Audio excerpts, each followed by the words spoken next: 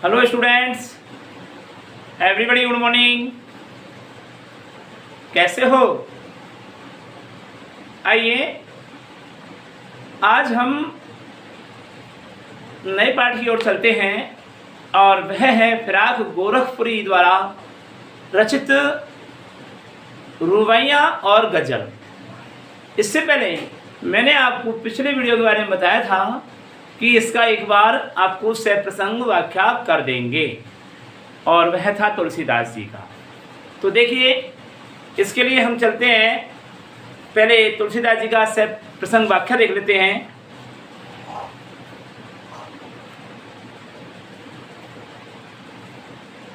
कवि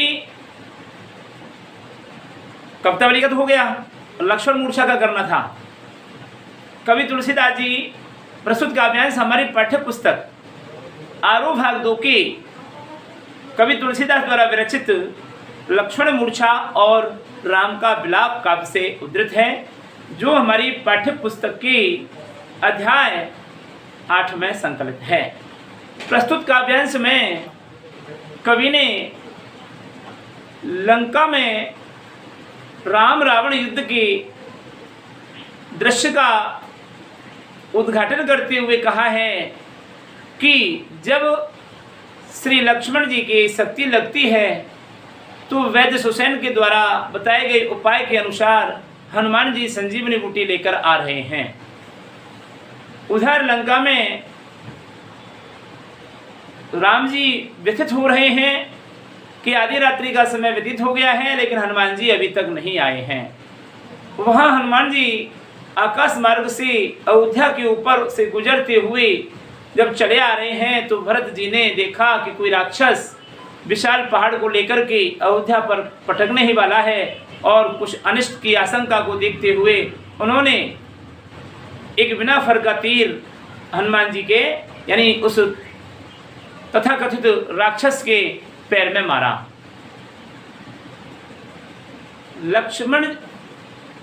हनुमान जी के पैर में लगने के उपरांत जब राम शब्द का उच्चारण करते हुए हनुमान जी जमीन पर उतरे तो भरत को बड़ा दुख हुआ, और सारा दृष्टांत जान करके जब भरत जी हनुमान जी से कहने लगे कि हे हनुमान, तुम शीघ्र ही मेरे इस धनुष पर, इस तीर पर बैठिए, मैं तुम्हें शीघ्र ही लंका में पहुंचा देता हूँ। तब हनुमान जी ने भरत जी के कथन का उत्तर देते हुए कहा कि प्रभु, आपके पराक्रम, पौरुष और शक्ति को हृदय में धारण करता हुआ, प्रभु श्री राम जी का स्मरण करता हुआ मैं, हे स्वामी, शीघ्र ही चला जाऊंगा। इस प्रकार कहकर और भरत जी की आज्ञा पाकर उनके चरणों की वंदना करते हुए हनुमान जी ने प्रस्थान किया। हनुमान जी भरत जी की बाहुबलों का, उनके चरित्र और उनकी सुहृदयता का और उनके उत्पन्न गुणों का मन ही मन में भरत जी की भुजाओं का, रिपीट कर रहा हूं, दोबारा सुन लीजिए, ध्यान भंग मत करवाया। भरत जी की बाहुबल, पराक्रम, पौरुष और उनके बल, शौर्य, सहृदयता, चरित्र, गुण और प्रभु श्री राम जी की चरणों में अपार प्रेम भावना को देखते हुए मनी मन में पवन पुत्र हनुमान जी बार बार उनकी सराहना करते हुए चले जा रहे थे। उधर लंका में एक अद्भुत दृश्य उत्पन्न होने लगा। श्री राम जी ने जब देखा कि आधी रात्रि का समय हो गया है, हनुमान जी अभी तक नहीं आए, तो श्री राम जी ने लक्ष्मण की ओर देखते हुए मनुष्यों की भांति दुखी होते हुए वचन बोले और कहने लगे कि आधी रात्रि का समय व्यतीत हो गया है, हनुमान जी अभी तक नहीं आए हैं। ऐसा दुखी मन से श्री राम ने अपने छोटे भाई लक्ष्मण को उठाकर हृदय से लगा लिया और कहने लगे कि हे भाई, तुम मुझे कभी भी दुखी होता हुआ नहीं देख सकते। हे भाई, तुम्हारा वह मधुर स्वभाव, तुम सदैव मधुर स्वभाव के थे।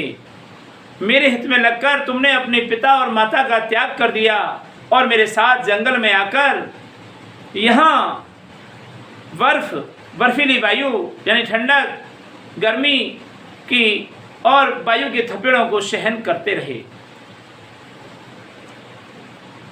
हे भाई, मेरे प्रति तुम्हारा वह अनुराग और प्रेम की भावना अब कहाँ चली गई? अरे तुम मेरे इन व्याकुल वचनों को सुनकर के उठ क्यों नहीं रहे हो? राम जी दुखी होते हुए कहने लगे कि यदि मैं पहले यह जान गया होता कि जंगल में जाने पर मेरे भाई से मुझे विछोह होना पड़ेगा तो पिताजी के वचनों को मानने के लिए मैं तैयार नहीं होता। हे भाई, इस संसार में पुत्र, धन, पत्नी, भवन, परिवार बार बार प्राप्त हो जाते हैं। ऐसा विचार करते हुए हे भाई, अब तो जागो। इस संसार में सगा भाई दोबारा प्राप्त नहीं हो पाता है। तुलसीदास जी कहते हैं कि भगवान राम लक्ष्मण के वियोग में दुखी होते हुए प्रलाप कर रहे हैं और कहते हैं कि हे भाई लक्ष्मण, जिस प्रकार पंखों के बिना पक्षी अति दीनहीन हो जाता है, मणि के बिना सर्प अति दीनहीन हो जाता है, सूंड के बिना हाथी अति दीनहीन हो जाता है, उसी प्रकार हे भाई, यदि दुर्भाग्य ने मुझे संसार में जीवित रखा तो मेरा जीवन भी तुम्हारे बिना ऐसा ही हो जाएगा। प्रलाप करते हुए राम जी कहने लगे कि हे भाई लक्ष्मण, अब मैं कौन से मुंह लेकर के अयोध्या नगरी में प्रवेश करूंगा, अयोध्या नगरी को जाऊंगा। लोग ताना मारेंगे और कहेंगे कि यह वही राम है जो अपनी पत्नी के लिए अपने प्रिय भाई को गंवा आया। भले इस संसार में मैं अपयश को सहन कर लूंगा, कायरता के अपयश को सहन कर लूंगा, नावर्द के अपयश को सहन कर लूंगा, क्योंकि पत्नी की हानि विशेष हानि नहीं होती है। मैं सीता को लंका में छोड़ने के लिए भी तैयार हूं। भाई, यहां पर सुत बड़ा भाई पिता के समान होता है, इसलिए कहा है हे भाई, अब इस संसार में तुम्हारा शोक मुझे व्यथित करेगा। भला मेरा यह कठोर निष्ठुर हृदय तुम्हारे शोक को कैसे सहन कर सकेगा। हे भाई, तुम अपनी माता के एकमात्र लाडले बेटे हो, इसी कारण तुम उनके प्राणों के प्यारे हो। वह अपने हाथ से पकड़कर तुम्हें मुझे सौंप कर गई है और इसमें ही उन्होंने सब प्रकार से सुख देने वाला परम हित जाना है। हे भाई, आप बताओ, मैं तुम्हारी माँ को जाकर के क्या उत्तर दूंगा? अरे तुम उठते क्यों नहीं हो और मुझे बताते क्यों नहीं हो? इस प्रकार बहुत प्रकार से सोच विचार करते हुए संसार के दुखों को दूर करने वाले श्री राम जी अनेक प्रकार से शोकमग्न हो गए और उनके कमल नेत्रों से अश्रुधारा बहने लगी, आंसू आने लगे, राम जी रोने लगे।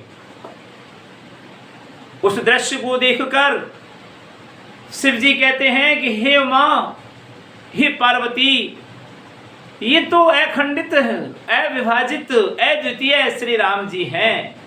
अरे ये तो मनुष्य के रूप में अपने भक्तों को अपनी कृपा दृष्टि दिखाते हुए लीला प्रपंच कर रहे हैं। लंका में राम रावण युद्ध के उपरांत शक्ति लगने पर राम के प्रलाप को सुनकर के सभी वानर और भालुओं का समूह दुखी होने लगा और वह भी विचलित होने लगे। इतने में ही हनुमान जी आ गए।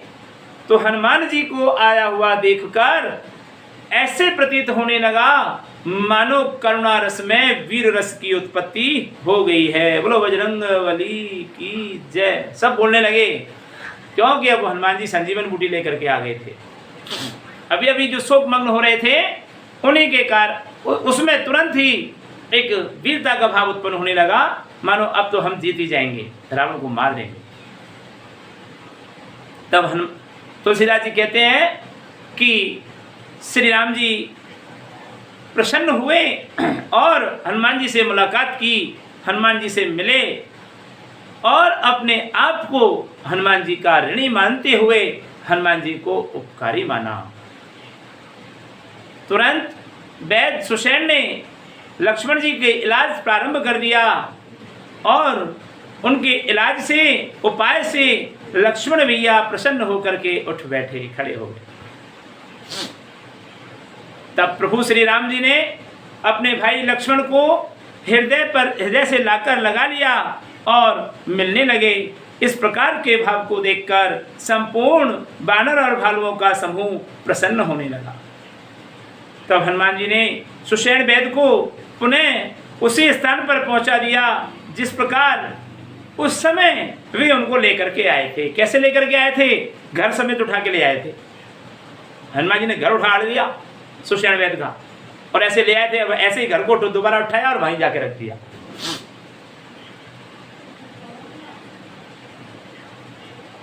कवि गोस्वामी तुलसीदास जी कहते हैं कि इस प्रकार के घटनाक्रम का वर्णन जब दशानन रावण ने अपने कानों से सुना तो बड़ा दुखी हुआ और बार बार अपना सिर धुनने लगा कि अरे मारे तो कर्म फूट गए। रावण जी कहने लगा कि मारे तो कर्म फूट गए, दुर्भाग्य है हमारा। व्याकुल होकर वह कुंभकर्ण के पास आया और अनेक प्रकार के उपाय करते हुए उस भयंकर राक्षस कुंभकर्ण को जगा दिया। जागने के बाद वह राक्षस ऐसे दिखाई देने लगा मानो साक्षात काल देवता मनुष्य का रूप धारण करके, शरीर धारण करके बैठ गया। ऐसा विशाल का राक्षस था कुंभकर्ण। तब कुंभकर्ण ने अपने भाई रावण से जानना चाहा कि कहिए भाई, तुम्हारे ये मुख क्यों सूख रहे हैं, क्यों मुरझा रहे हैं, सुस्त क्यों हैं? तब उस अभिमानी रावण ने वह संपूर्ण कथा कह सुनाई जिस प्रकार से वह सीता को हरण करके लाया था और कहने लगा कि हे भाई, वानरों ने सारे निशाचरों को मार दिया, सारे राक्षसों को मार दिया, बड़े बड़े योद्धाओं का संहार कर दिया। भयंकर मुख वाले, देवताओं को खाने वाले या देवताओं के शत्रु, मनुष्यों को खाने वाले, वीर, विशाल शरीर वाले, सारी पृथ्वी को कंपन कर देने वाले और दूसरे भी अनेक प्रकार के वीर योद्धाओं सभी रणभूमि में पृथ्वी पर पड़े हुए हैं, मार दिए गए हैं। इस प्रकार रावण के द्वारा कुंभकर्ण ने सारे घटनाक्रम को सुना। तब वह कुंभकर्ण बड़ा ही क्रोधित हो गया और विचलित होते कहने लगा कि अरे मूर्ख रावण, जगदम्बा माता सीता का हरण करके ले आया और अब अपना कल्याण चाहता है, तुझे धिक्कार है। इस प्रकार कुंभकर्ण ने रावण को दुत्कारा। वह जानता था कि ये ईश्वर है, विष्णु है और राक्षसों का संहार करने के लिए, पृथ्वी पर बोझ कम करने के लिए ही इन्होंने अवतार लिया है, जन्म लिया है राम के रूप में, मनुष्य के रूप में। तो तब वो कहने लगे कि सुनि दस कंधर बचन तब कुंभकर्ण विल खान, जगदम्बा हरियान कर अनुअब सट चाहत कल्याण। इस प्रकार दशकंधर रावण के वचनों को सुनकर के कुंभकर्ण बड़ा ही व्याकुल और क्रोधित हो गया और कहने लगा कि अरे मूर्ख, सठ यानी मूर्ख रावण, तू जगदम्बा माता सीता का हरण करके ले आया और अब फिर अपना कल्याण चाहता है। भला तेरा कल्याण कैसे हो सकता है? अब आप बताइए, इतना जानता था कुंभकर्ण, फिर भी रावण के साथ में क्यों लड़ा? वो रावण का साथ क्यों दिया उसने? क्यों दिया? सुन लीजिए, आप सुन लीजिए। भाई है, भाई के लिए भाई को हमेशा सहयोग देना चाहिए। यदि भाई भाई से पीठ दिखाता है तो वह उसकी मूर्खता है, वह उसका कायर है और वह दुष्ट है उसका सबसे ज्यादा। विभीषण ऐसा ही था, दुष्ट था। बड़ा भाई है, छोटे भाई को फटकार सकता है, मार भी सकता है, पीट भी सकता है। इसका मतलब ये नहीं है कि भाई को छोड़ करके और दुश्मन के साथ चले जाओ और भाई को मरवाने का प्रयास करो। आपको मालूम है, थकी काटुती काटुती कटाने कौशीस, तब विभीषण की तरफ हंसी कौशलाधीश। भगवान राम जी रावण को मारने के लिए बार बार उसका सिर काट देते हैं, लेकिन तुरंत दूसरा सिर तैयार हो जाता है और एक भी सिर को ध्वस्त नहीं कर पाए, काट नहीं सके। तब दुखी होकर के सुबह से शाम तक परेशान होते रहे, तब दुखी होकर के और विभीषण की तरफ हंसते हुए बोले कि अरे भाई विभीषण, ये मामला क्या है? ये मैं मार रहा हूँ बार बार, ये मरता ही नहीं है, काट रहा हूँ बार बार, कटते ही नहीं है, दोबारा उग जाते हैं। तब विभीषण ने एक बहुत अच्छा रहस्य बताया कि प्रभु, रावण की नाभि में अमृत है, पहले इस अमृत को जला दो, एक अग्निबाण यहाँ मारो, जो अमृत जल जाएगा तो ये दोबारा तैयार नहीं होंगे। तो अगर यह भेद राम जी को पता नहीं चलता तो राम जी 100 जन्म ले लेते ना, तो भी रावण को नहीं मार सकता। क्या बात करते हैं? तो घर का भेदी लंका ढावे, विभीषण को पता था अपने भाई के सारे भेदों का, इसलिए विभीषण ने एक एक करके सारे भाइयों को मरवा दिया, सारे नाती पोते और भतीजों को मरवा दिया, लंका को सर्वनाश करवा दिया। तो इसलिए आज कोटेशन बन गया, कहावत बन गई कि घर का भेदी लंका ढावे, घर के भेदों को बता करके और उसने सारे लंका को ढहा दिया, नष्ट करवा दिया। करवाया कि नहीं करवाया? तो चाहे भैया कितना बैरी हो, उसे भेद छिपाना ना चाहिए। तो ये था इसका भावार्थ कि जगदम्बा को हरण करने के लाने के बाद भी कुंभकर्ण ने उसको फटकार लगाई, तो कुंभकर्ण उसके साथ क्यों लड़ा? प्रश्न है आपके। तो आप कहें, मैं कहता हूँ इसका उत्तर दे रहा हूँ कि कुंभकर्ण बहुत ही ज्ञानी था, विद्वान था, रावण का ही तो भाई था, विभीषण भी विद्वान था। तो कुंभकर्ण ने विचार किया कि अगर दुष्ट रावण के साथ में मैं नहीं लड़ा तो ये मुझे मार देगा, और इसके हाथ से मरने पर मैं नरक को चला जाऊंगा, और प्रभु से युद्ध करने जाऊंगा तो मेरा उद्धार हो जाएगा। एक तो प्रभु के दर्शन होंगे और उनके हाथों मरूंगा तो स्वर्ग को, वैकुंठ को चला जाऊंगा और मेरा मुक्ति मिल जाएगी, अर्थात मोक्ष हो जाएगा। इसलिए उसने रावण का मन भी रख लिया और प्रभु के काम भी आ गया, प्रभु का हाथों मर करके उद्धार भी हो गया। तो ये कितना अच्छा डिसीजन लिया उसने। अगर वो कहता कि मुझे नहीं लड़ना तुम्हारे साथ, मैं तो प्रभु राम जी के साथ जा रहा हूँ, तो मरता है क्या विभीषण? वो कुंभकर्ण नहीं मरता। विभीषण मरा क्या? नहीं मरा। कुंभकर्ण नहीं मरता, और नहीं मरता तो कहाँ नहीं जाता? स्वर्ग को कैसे जाता? वैकुंठ को कैसे प्राप्त होता? मुक्ति कैसे मिलती? तो ये है। तो इसलिए अपनी मुक्ति चाहता था वो, और प्रभु श्री राम जी के हाथों मर गया। तो अगले इसके लिए मैं आपको अब सारे प्रश्नोत्तर, सिर्फ सौंदर्य, कवि परिचय PDF में भेज रहा हूँ।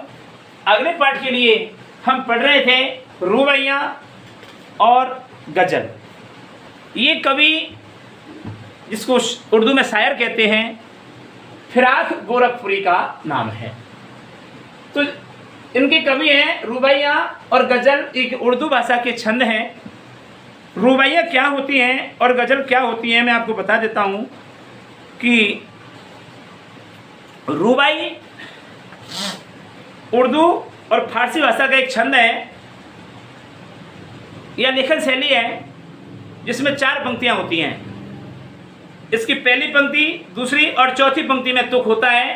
पहली, दूसरी और चौथी में तुक होता है, जिसको काफिया कहते हैं, और तीसरी पंक्ति स्वतंत्र होती है। ठीक है? तो इसलिए, यानी तुक का मतलब समझते हो आप? अंतिम स्वर की या अंतिम वर्ण का एक ही मेल होना। जैसे आंगन में लिए चांद के टुकड़े को खड़ी, हाथों पे झुलाती है उसे गोद भरी, गूंज उठती है खिलखिलाते बच्चे की हंसी। ये तीनों पदों की क्या हो गई? एक पंक्ति, यानी तुकबंदी मिल गई। लेकिन तीसरे लाइन की रह रह के हवा में जो लौका देती है, इसकी तुकबंदी नहीं है। तो ये रुबाई की पहचान है। जिस प्रकार मैंने आपको बताया कि दोहा छंद में पहले और तीसरे पद में 13-13 मात्राएं होती हैं, दूसरे और चौथे पद में 11-11 मात्राएं होती हैं, उसी प्रकार रूबाई में क्या होता है? रूबाई में 4 पंक्तियां होती हैं, 4 पद होते हैं, जिसमें पहले, दूसरे और चौथे पद में तुकबंदी पाई जाती है, काफिया पाया जाता है, और तीसरा पद स्वतंत्र होता है। ये इसकी पहचान है। ठीक है? ऐसे ही गजल है। गजल भी उर्दू भाषा का छंद है ना, जिसको गजल गोई में स्पष्ट किया है। तो ये लिखना है इसमें। तो हम पढ़ते हैं कवि या शायर फिराक गोरखपुरी का साहित्यिक जीवन परिचय। फिराक गोरखपुरी का पूरा नाम है यानी मूल नाम है रघुपति सहाय फिराक। क्या नाम है? रघुपति सहाय फिराक। इनका जन्म यानी शायर कवि रघुपति सहाय का जन्म उत्तर प्रदेश के गोरखपुर शहर में 28 अगस्त सन 1896 ईस्वी को हुआ था। इनकी शिक्षा, इनकी प्रारंभिक शिक्षा राम कृष्ण की कहानियों से शुरू हुई तथा बाद की शिक्षा अरबी, फारसी और अंग्रेजी में हुई। यानी उच्च शिक्षा इन्होंने अंग्रेजी, फारसी और किस में प्राप्त की? अरबी में प्राप्त की। सन 1917 में क्या किया? ये डिप्टी कलेक्टर पद पर चयनित हुए, किंतु उस समय स्वराज आंदोलन चल रहा था, भारतीय स्वतंत्रता का संग्राम चल रहा था, तो भारतीय स्वतंत्रता के लिए उन्होंने सन 1918 में पद से इस्तीफा दे दिया, त्याग पत्र दे दिया। यानी महात्मा गांधी ने असहयोग आंदोलन प्रारंभ किया था। उस असहयोग आंदोलन का मूल उद्देश्य था भारत को स्वतंत्र कराना और अंग्रेज सरकार का असहयोग करना, कोई साथ नहीं देना, अंग्रेज सरकार का कोई हेल्प नहीं करना, ये था उसका मूल उद्देश्य। तो फिराक गोरखपुरी ने अर्थात रघुवीर सहाय फिराक ने 1917 में डिप्टी कलेक्टर का पद प्राप्त किया और 1918 में इस उद्देश्य से कि महात्मा गांधी के असहयोग आंदोलन में सहयोग देंगे और अंग्रेज सरकार का विरोध करेंगे, इसलिए अपने पद से त्याग पत्र दे दिया, इस्तीफा दे दिया। इसके उपरांत भी 1919 में 1920 में भारतीय स्वतंत्रता आंदोलन में भाग लिया और 18 महीने के लिए अर्थात 1.5 वर्ष के लिए इन्होंने जेल यात्रा की, जेल में गए, जेल में डाल दिया अंग्रेज सरकार ने पकड़ के, चलो जेल में, तुमको सरकार का साथ देना चाहिए, तुम भारतीयों का साथ दे रहे हो, इसलिए आंदोलन का सहयोग कर रहे हो, इसलिए उनको 1.5 माह के लिए जेल में 1.5 वर्ष के लिए जेल में डाल दिया। इनकी प्रमुख रचनाएं थी गुले नगमा। गुले नगमा के लिए इनको साहित्य अकादमी का पुरस्कार प्राप्त किया इन्होंने। गुले नगमा, बज़्म जिंदगी रंगे शायरी, दूसरी रचना का नाम है बज़्म जिंदगी रंगे शायरी, और तीसरी रचना है उर्दू गजल हुई, अर्थात उर्दू में इन्होंने एक बहुत अच्छे साहित्य की रचना की है जिसका नाम है उर्दू गजल हुई। इस प्रकार से ये इनकी साहित्यिक रचनाएं हैं। इनको जो सम्मान दिया गया वह गुले नगमा में नगमा के लिए साहित्यिक अकादमी पुरस्कार इनको प्रदान किया गया। सोवियत लैंड नेहरू अवार्ड इनको दिया गया। इनके निधन सन 1983 ईस्वी में, सन 1983 ईस्वी में फिराक गोरखपुरी का देहांत हो गया। किसने में? 1983 ईस्वी में फिराक गोरखपुरी का देहांत हो गया। तो ये था इनका साहित्यिक, साहित्यिक जीवन परिचय फिराक गोरखपुरी का। अब देखिए बुक से हम पढ़ते हैं कि अब तुमसे रुखसत होता हूं, आओ संभालो साज गजल, नई तराने छेड़ो, मेरे नगमों को नींद आती है। उर्दू शायरी का बहुत बड़ा हिस्सा भावनाओं, संवेदनाओं में गया है। शायर कहते हैं कि ये मेरे नए नए तरानों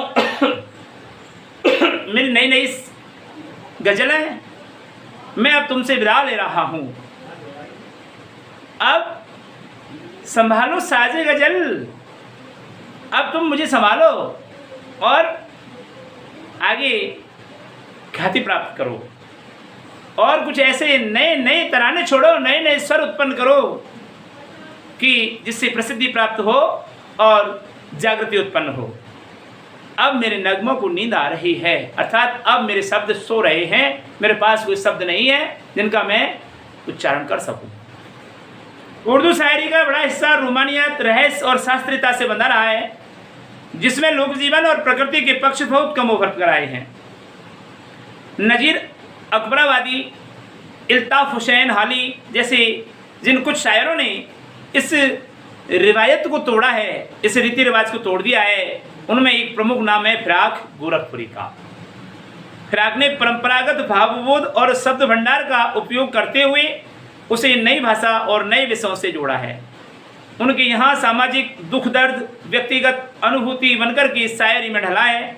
इंसान के हाथों इंसान पर जो गुजरती है उसकी तल्ख सच्चाई और आने वाले कल के प्रति एक उम्मीद है। दोनों को भारतीय संस्कृति और लोक भाषा के प्रतीकों से जोड़कर फिराक ने अपनी शायरी का अनूठा महल खड़ा किया।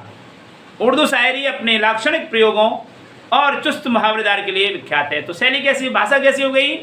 प्रस्तुत काव्यांश में सरल, सरस, तत्सम, तद्भव शब्दावली से युक्त, मुहावरेदार, सामासिक पदावली से संपन्न, सहज उर्दू मिश्रित खड़ी बोली का प्रयोग किया गया है। किसमें? रुबाइयों में। शायर कहते हैं कि शेर लिखे नहीं जाते, दोहे लिखे नहीं जाते, कहे जाते हैं। यानी कि एक तरह का संवाद प्रमुख होता है। तो शैली कैसी हुई? संवादात्मक शैली। मीर और गालिब की तरह फिराक ने भी कहने की इस शैली को साध कर आम आदमी का या साधारण जन से अपनी बात कही है। प्रकृति, मौसम और भौतिक जगत के सौंदर्य को शायरी का विषय बनाते हुए कहा, दिव्यता भौतिकता से पृथक वस्तु नहीं है। अगर आप ये समझे कि मुझे दिव्यता प्राप्त हो गई तो भौतिकता और दिव्यता एक ही बात है। ऐशो आराम के साथ रहना, जिसे हम भौतिक कहते हैं वही दिव्य भी है। फिराक की रुबाई में हिंदी का एक घरेलू रूप दिखता है। भाषा सहज है और प्रसंग भी सूरदास के वात्सल्य वर्णन की सादगी याद दिलाता है। तो रस कौन सा है?